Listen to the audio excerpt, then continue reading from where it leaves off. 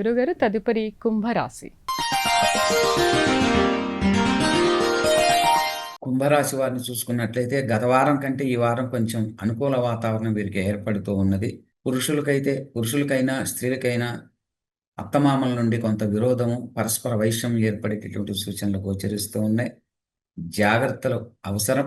లిమిట్స్లో ఉండటం, మన హద్దులు, మన హోదా, మన స్థాయికి తగ్గట్లుగా మనం ప్రవర్తించడం మంచిది.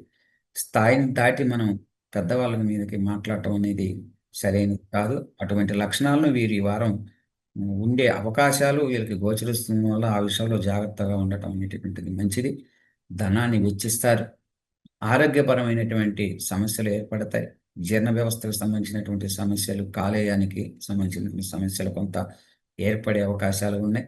ఆరోగ్యాన్ని తక్కువలో ఉన్నప్పుడే అదేం చేయదులే అనేటువంటి భావంతో వెళ్లకుండా వైద్యుని సంప్రదించి సరైనటువంటి ఔషధాలు తీసుకొని సేవించడం అనేది వీరికి ఉత్తమం.